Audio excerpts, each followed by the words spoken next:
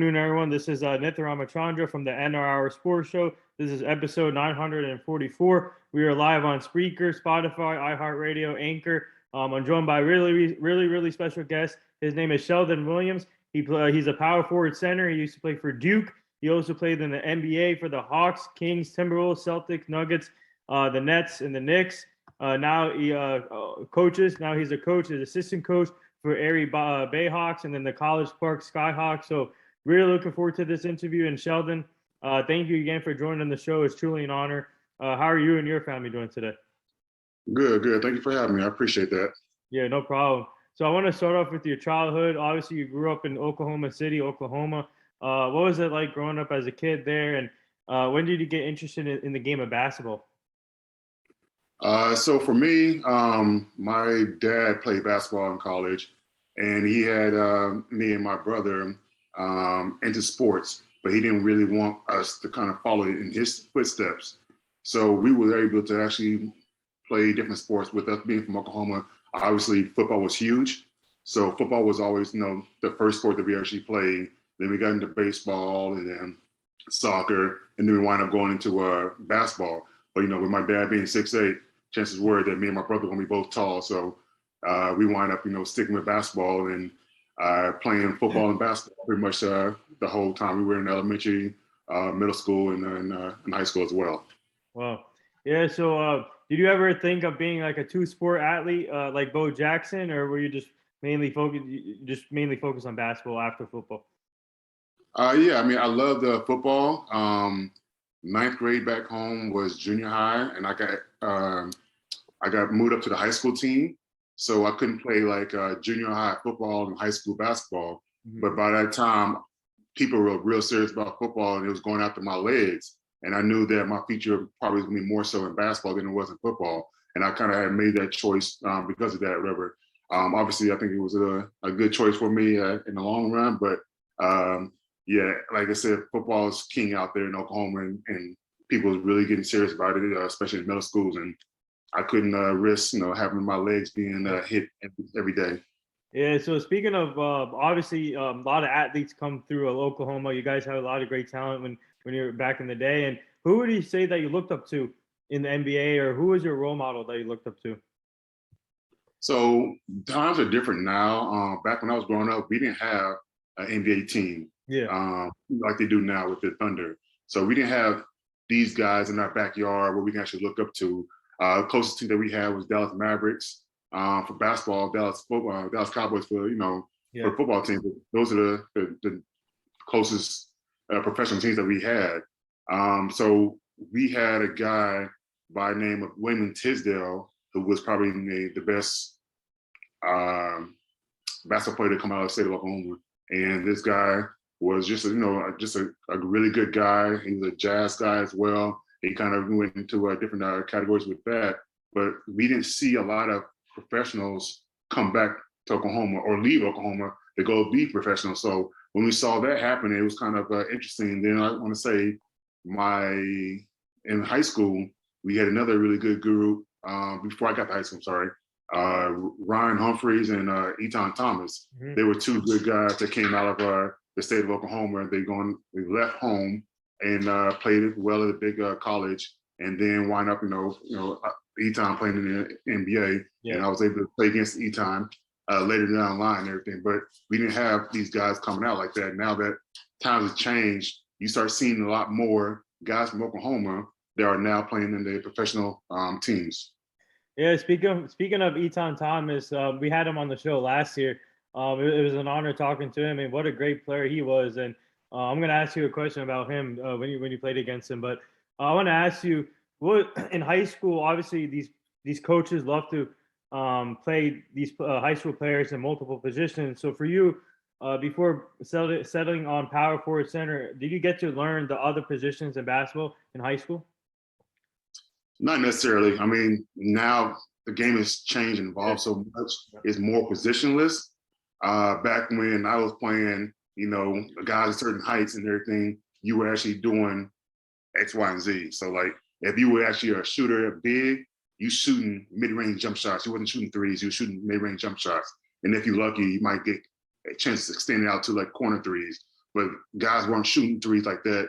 And then all of a sudden the game has evolved, and now you start seeing a lot more taller guys be able to bring the ball to court, having more better handles than some of these guards, or just just the way the game is going right now. So it's been kind of crazy to see that now all these guys that work on all aspects of the game and not just be told like, oh, you're a big guy, so you got to work on defense, hook shots, finishing around the paint, that type thing, whatever. So now it's like, we got to do this, and on top of that, we got to make sure you're able to dribble the ball and shoot the ball and be able to handle pick and roll situations. So it's been great to watch how the game has evolved since I played, but it was a lot different than when I was coming up.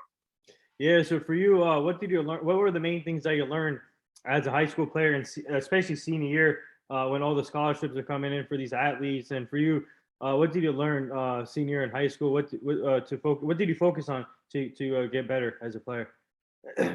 Well, for me, I hung my hat on defense. That was something that I did all the time.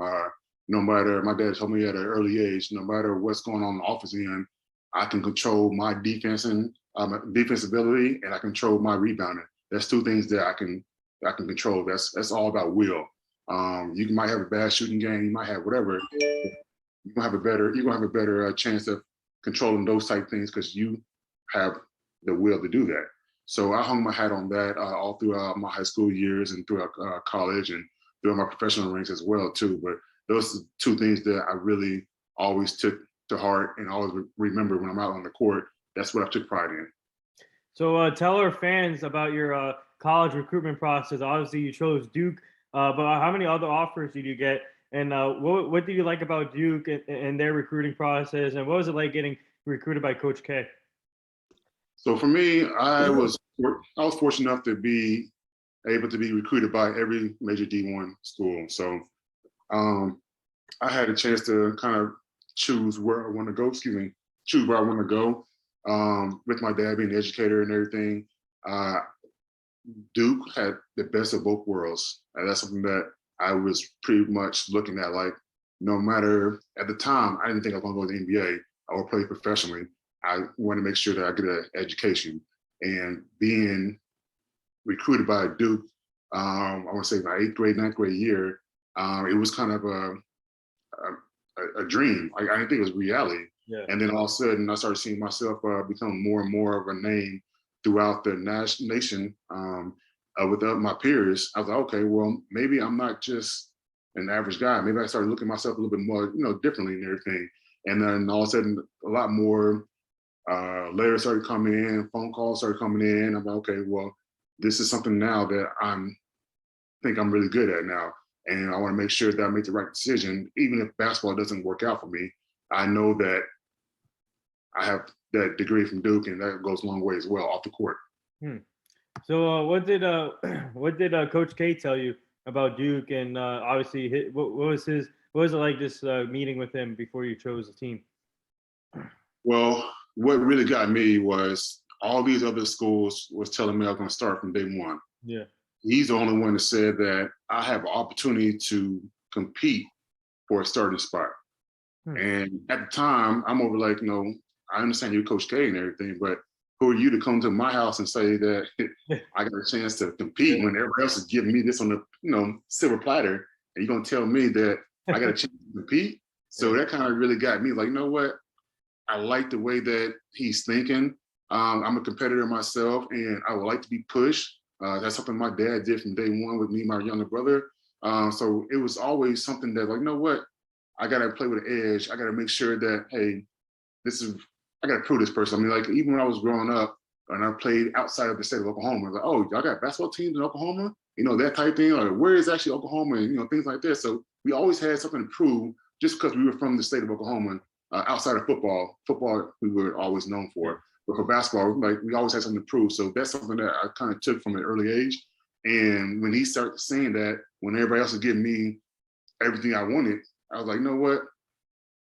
You're standing out because of I gotta work to be honored to be in that position. You know what I mean? Like, so it was a little bit different, but I enjoyed that. He came to my house, and my parents took a liking to him as well. And obviously he's Coach K, so he's gonna have the name already.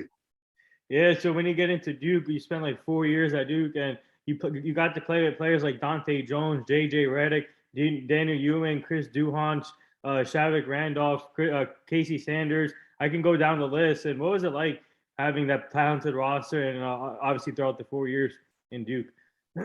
Yeah, looking on the outside, I was always watching, like everybody else is, watching like the Duke Carolina rivalries and those type things. And especially when I was in high school, they had probably much the best Duke team that I've seen, because I didn't really see the 91, 92 team with Leitner and Hill and all those guys, whatever.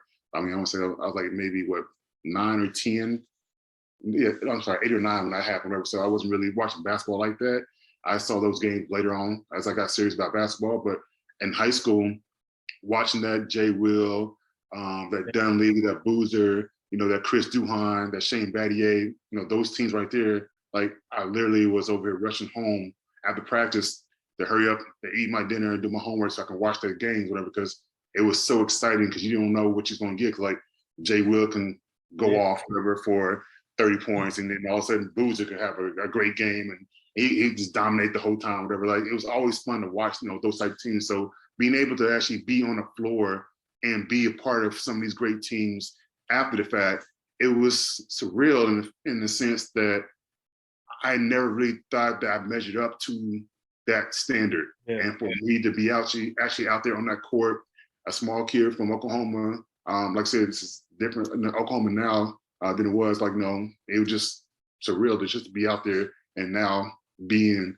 on the other side of not watching it on TV. I'm actually on the TV playing these rivalries. So, yeah. So speaking of obviously the space, the plays. I mean, obviously your team. When it comes to the plays, the spacing must have been awesome because you have a couple of shooters in J.J. Redick, Dante Jones. You have a lot of shooters there. And what was it like just having those shooters around you guys throughout your career in Duke, like J.J. Redick, for example?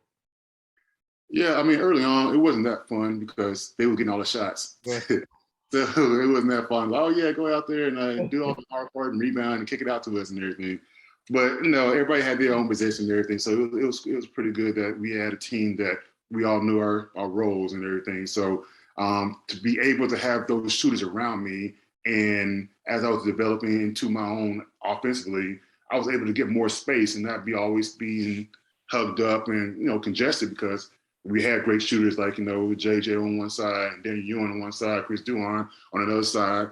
Even my sophomore year with Luol Deng out there playing too. So it was great to see that we had all these people who's capable of making shots. So you had to play us one-on-one. You couldn't sit there and just kind of cheat off of people, whatever. So it was great to actually have, stuff like that happening.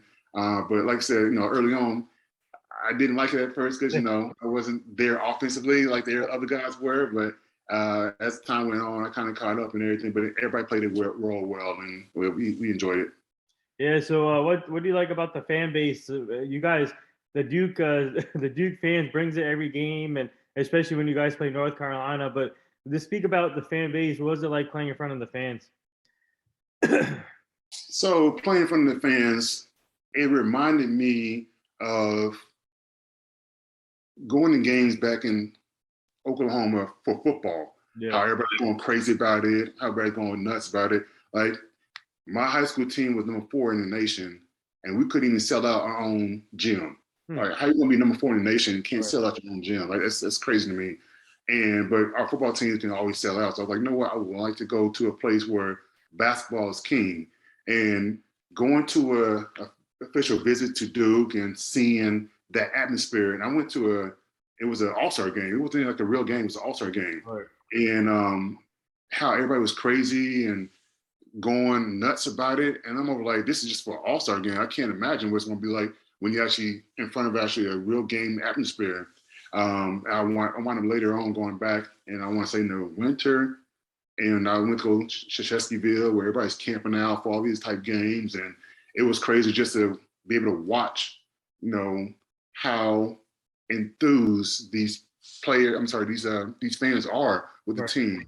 And you can't help but get energized and juiced up. Like, even if you already, my knee's hurting today, my back's hurting today, whatever, it doesn't matter. Once you step into that court and you feel that energy from those fans that are around you, it's literally like just contagious. And all of a sudden you forget about your ailments or whatever's going on, a coach on me today, whatever, and you just insert yourself into that.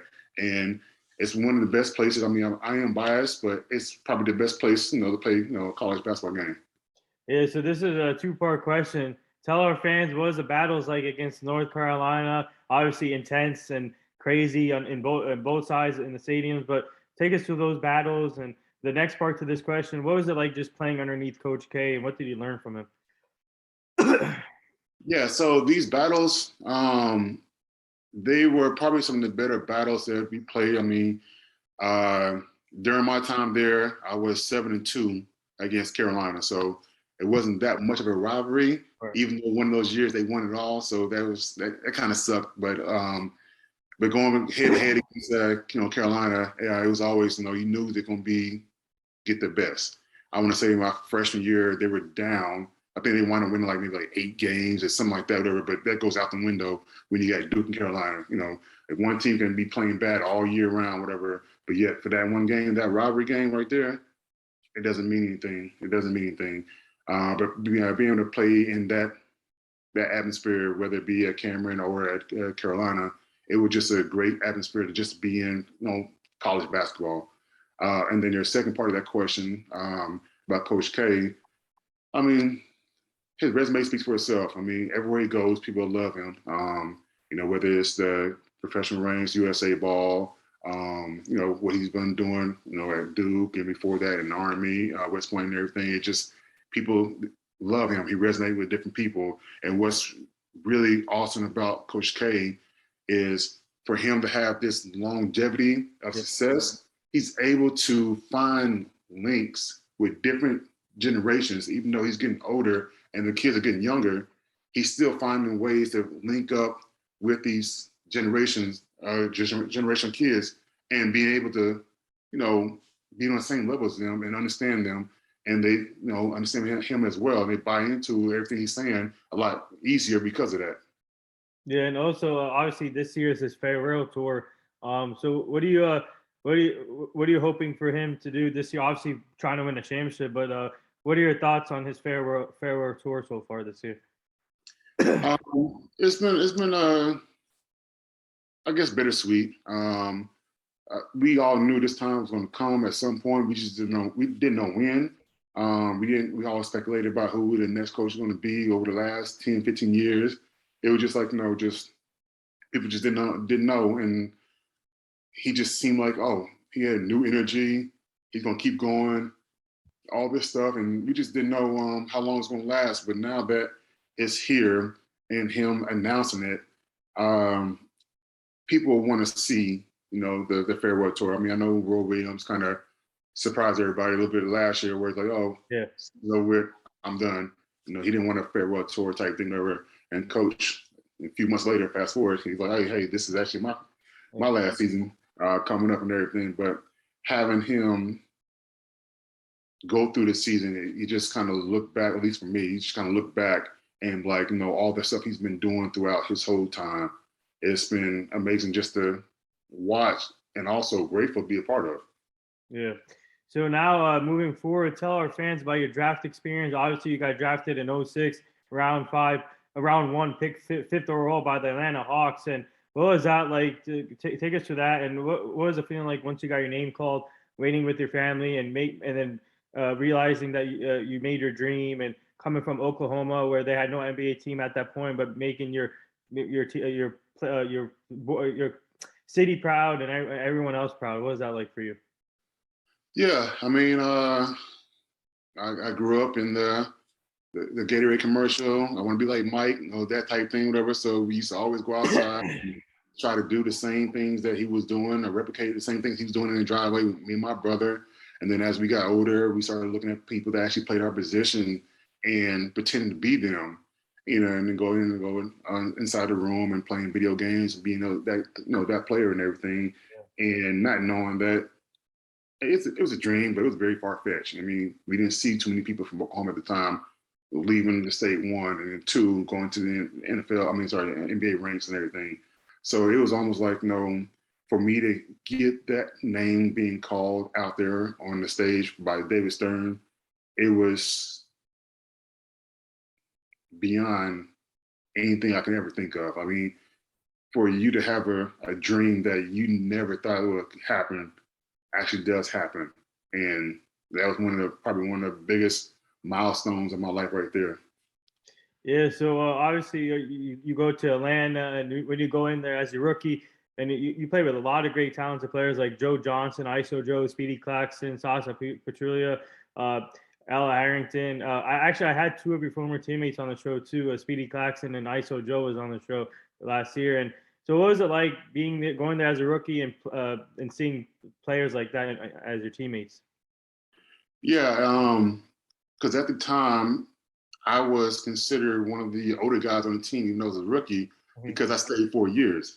Yeah. We had the youngest team on the in the NBA at that time, because a lot of guys either came out of high school, like Josh Smith, or it was just one and done guys, like Marvin Williams and those type of guys as well, or Josh Childress, who I think he stayed like 2 years. It was something like that where it would just. I want to say I might have like 4 guys that was older than me on the team, and everybody else is either my age or younger. It's crazy how young we were really on that team and everything. So we were there, and it was just, I mean, for you to be a young team trying to, figure things out and everything, it's very hard to actually do things like that. But that's how kind of the cookie crumble, I guess. Yeah, so obviously you spent 2 years there, and obviously you got to play with a lot of different teams. And tell fans, how difficult is it for a player? Obviously, the team. Do you ever think to yourself, maybe you could have stayed throughout your whole career in Atlanta? But how tough is it for you that you have to move from team to team, but you got to learn different experiences and different cultures? Yeah, I mean, during the time it is tough because you're actually going through different cities and packing up and learning new stuff every time you go to another organization. But then at the end of everything, you looking at you got all these now new relationships that you actually have with these people, whatever, which you don't see at the time.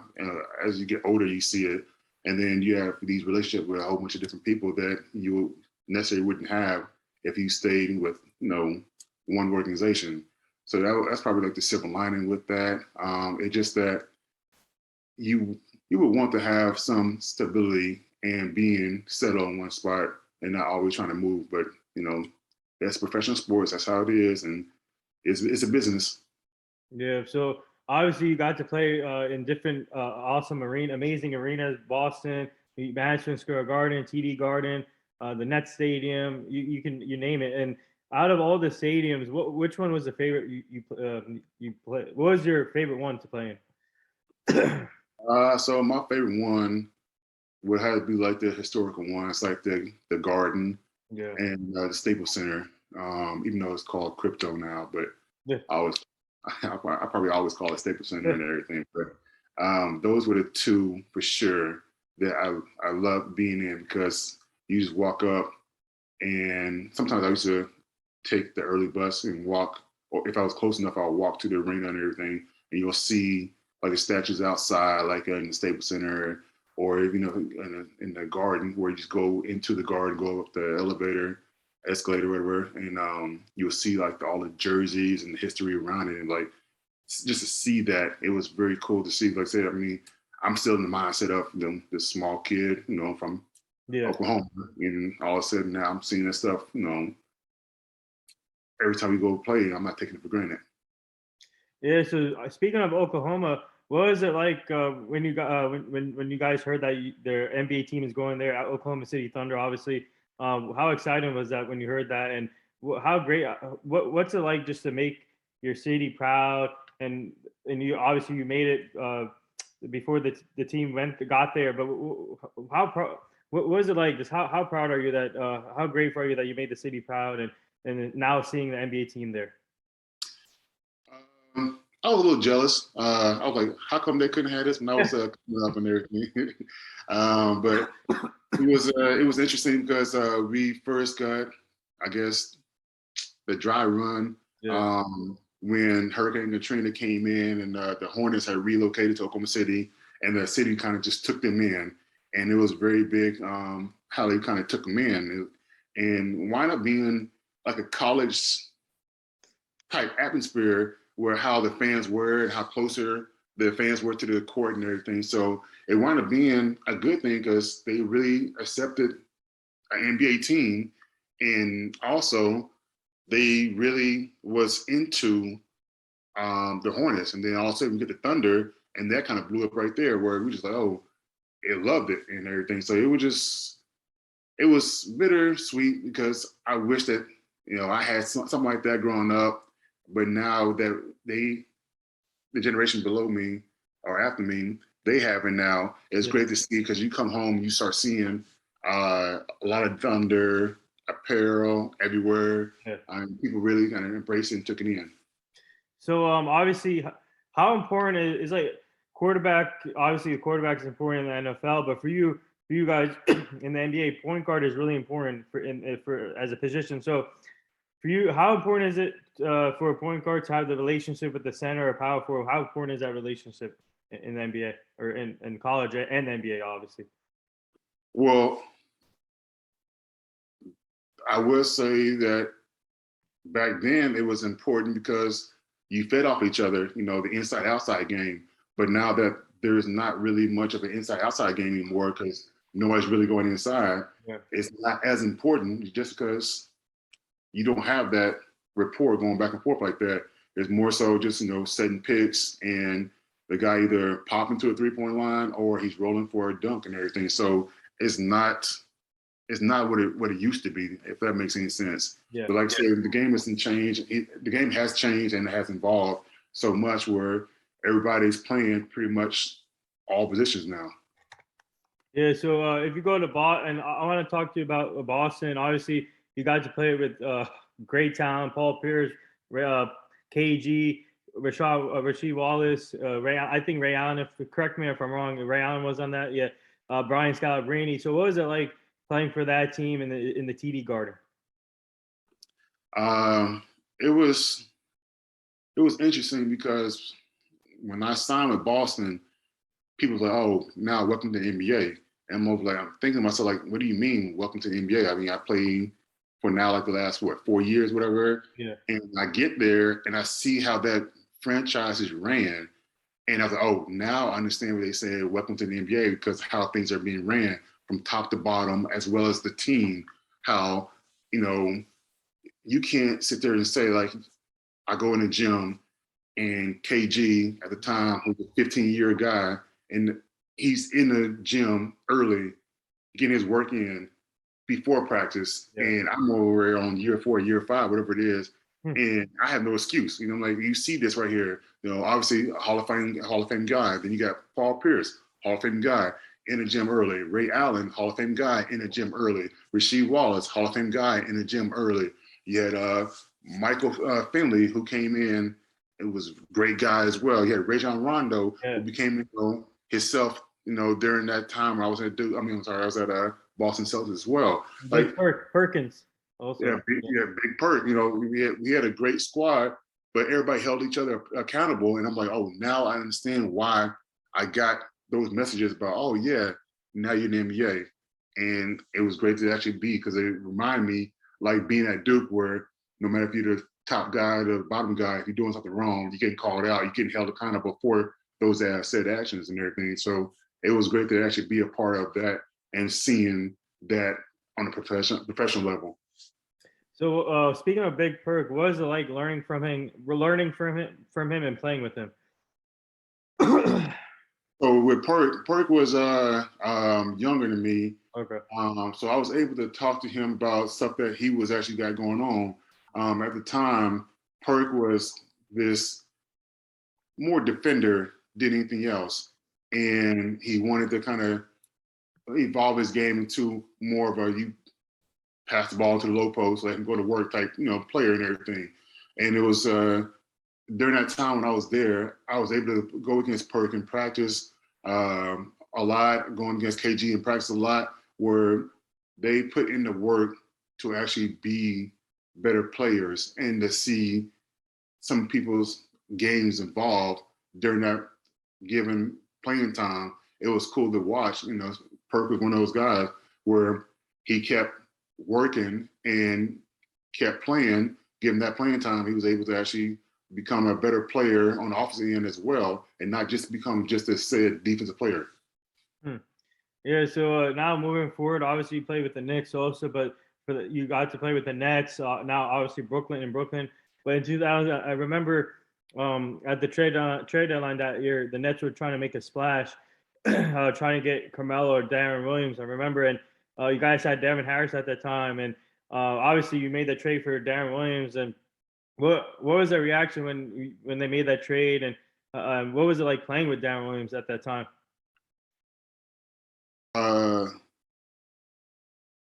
Well, the Carmelo trade was different from the Darren Williams. Yeah.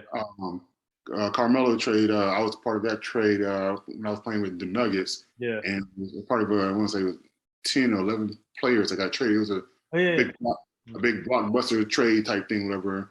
But then the next year I played with Darren Williams with the Nets. It was the last year, I believe it was the last year that it was in New Jersey. And before they came over to Brooklyn and everything, and playing with Darren, who's now, I guess, a boxer now. I just read that. Or Frank Gore. yeah, whatever he got going on right now. So I guess I don't know. I guess what all these former basketball players now becoming boxers now. I guess I missed that memo. I don't know. I missed that memo. But no, those are great players to play with. I mean, electrifying guys in their time. It was awesome to watch. Yeah. So how did you find out that you're going to be part of that crazy trade going to New York with Carmelo? So it was the first day after All-Star break. And we all came back to get our practice on because we was getting ready to leave the next day, I believe, to go to where we were going. Actually, I think it was a home game. And we practiced, but all the guys are not there. So I'm looking around. I don't see Melo. I don't see Chauncey Billups. I don't see JR.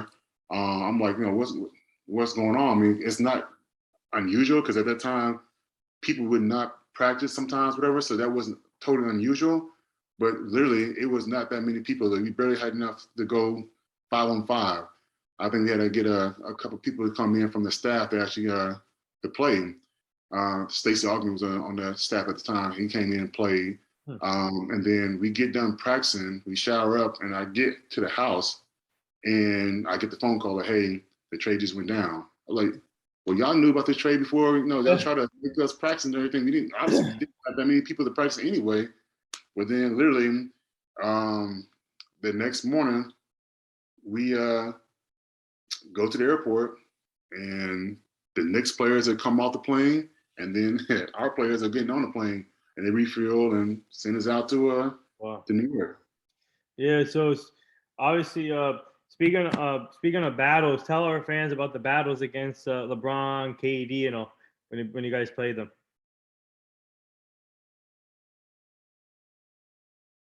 You kind of broke up a little bit. Say it again. Yeah. So tell our fans about the battles against LeBron and KD throughout your career. Yeah. So. Especially with LeBron, it was some battles when I was with that Boston team because at the time, LeBron couldn't get over that hump of beating that Boston team. He lost to him a couple times before he went to Miami and wound up beating him after he went to Miami and everything. But it was always KG, Paul Pierce, Ray Allen, those guys were still blocking LeBron from getting over that hurdle and everything. And I was part of that a little bit with the battles against LeBron. But a talented guy like that, he found a way to get over it. I mean, one of the most amazing ones was when I saw him, which I don't get enough credit for, but the team that he took to the finals that have no business being in the finals with that Cleveland team.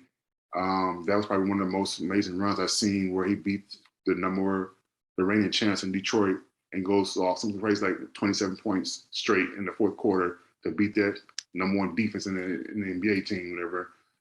But just a talented guy like that, obviously with KD. Yeah. 7-foot guy who's actually a shooting guard that you don't think should be doing things he's be doing, but he's top tier guy and everything. It's amazing to watch, and sometimes you kind of just shocked at some of the things that he does, if that makes sense.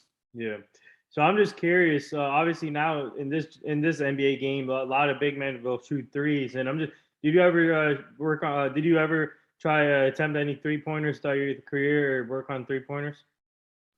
Yeah, I mean, we did a little bit of that, but like I said at the time, Yeah. not a lot of bigs were doing that. So times is different what it is now. But that when I started kind of towards the back end of my career was kind of the start of some of these guys going from the mid range to corner three to the top of the three key three and everything. It was just changing during that time. But at the time, you might shoot a few every now and then, whatever. But it's more so like late clock situations or in the game situation type thing. It wasn't as common as now where they running plays for these guys to shoot threes. Yeah. So I want to go back to Duke for a second. Obviously, you got your jersey numbered, retired from them, jersey number 23. And what was that like when, going back there, getting your jersey number retired? And how grateful are you for them to do that for you?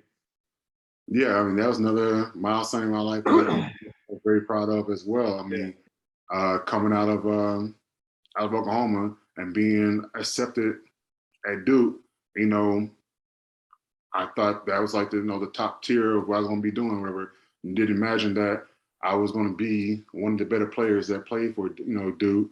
I didn't imagine I was going to be one of 13 guys, who's up in the Raptors. Of all the great players that's actually been at Duke, I wasn't expecting that. And then for me to be a 2-time National Defensive Player of the Year, that you had to be a Player of the Year that and graduate to be in the Raptors. So that's one of the criteria that Coach K has. But for me to be able to do that and graduate and to be able to do that, it was great. I mean, like I said, I didn't set out for that when I came in, obviously, but for me to have that, leaving, it's been great. Yeah. So before we get to your Olympic experience, what would you say your best moment or best game you had throughout your NBA career? What would you say? I want to say that year I played with Boston, that was just a special journey. I mean, we had a great group of guys I mentioned, also big babies on that team as well. But we wound up going to Game 7 of the playoffs in the finals against the Lakers and wound up losing, against the Lakers and everything. So I thought I had a chance to get a NBA ring, and it slipped through us. Perk wound up tearing his ACL, and we just didn't have enough to actually put it over and everything. But I want to say that was probably one of the better times that I had in the NBA. Just that whole journey going from Boston with all these Hall of Fame guys to the end of the season with the NBA Finals. Actually, I want to piggy off from that from the Celtics Lakers. That Lakers Celtics are they're obviously rivalry and the best when it comes to battles, really intense, just like North Carolina and Duke. So when you were in the finals and playing the Lakers, what was it like for you guys? And obviously you played against the late Kobe Bryant, rest in peace, and he'll be missed. But what was that like playing against the Lakers and Kobe? Yeah, I mean, playing against them during the regular season, and it's always great to play against them. But to be on that final stage where everybody's watching, and you going back and forth from LA to Boston to play in this series, it was unbelievable because like you said, being able to play against the late great Kobe. We knew that he's going to be doing some special things. I mean, he had a squad as well with Powell and D Fish and Ron Artest, Meta, World Peace. Those guys, Lamar Odom. They have a great squad as well. It's just that they had a little bit more than us and wound up finishing. And Kobe got, I think it was his 5th ring at the time. Yeah. Yeah, so now going to the Olympics experience, what was that like for you guys? Won gold in 05. What was it like playing with Team USA?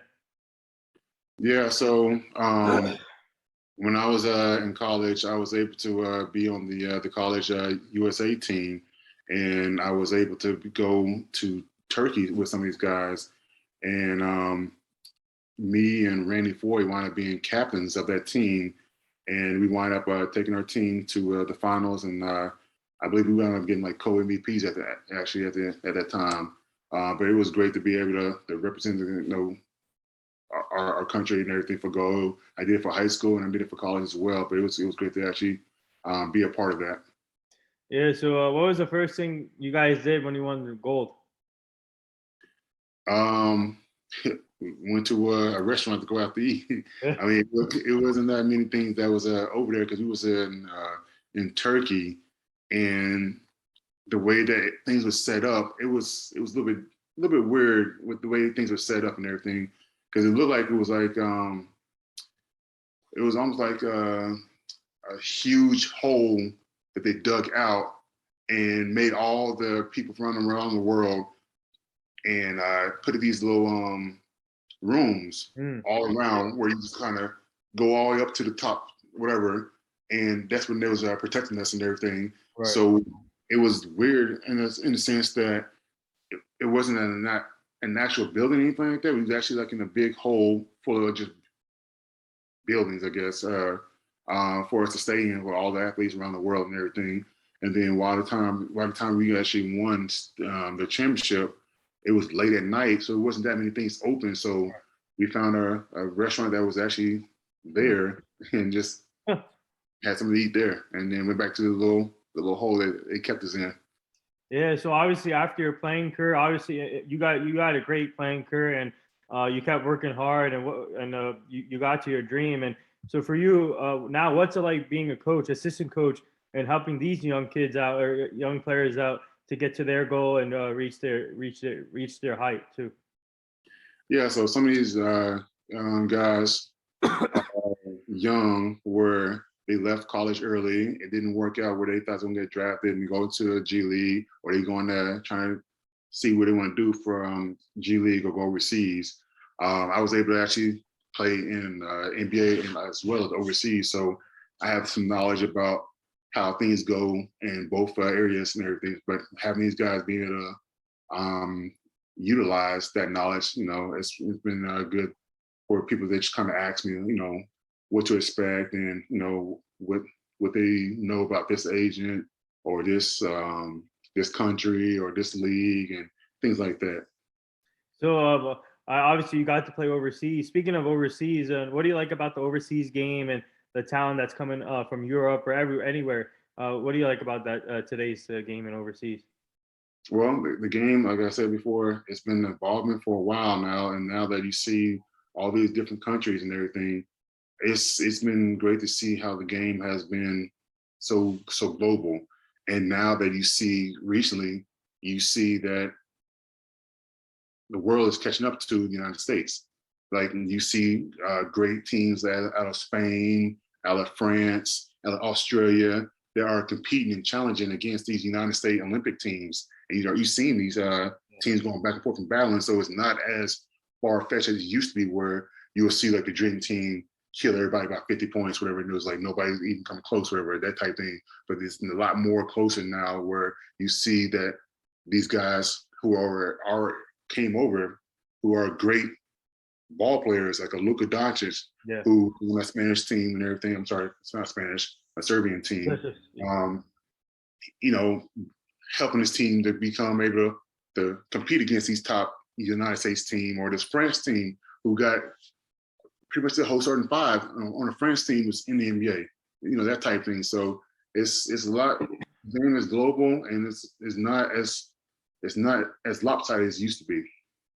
Yeah. So speaking of coaching, what do you consider taking on an assistant coaching job or in college or NBA or are you interested in that being an NBA coach or a college coach? I don't know. I mean, as of right now, I've been fortunate enough to be able to have some time to be able to go to see my daughter Yeah. when I want to, especially during the basketball season. So I know when you go up a little bit more in the ranks and everything, it is harder and harder to do something like that, whatever. But as of right now, I like where I'm at right now, where I'm able to see my daughter pretty much, whenever I need to see her and everything during the basketball season. So that's where I'm at right now.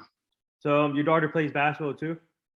Well, this is her first year. She's going to start up on a team and everything. So we'll see if she likes it. Hopefully she does.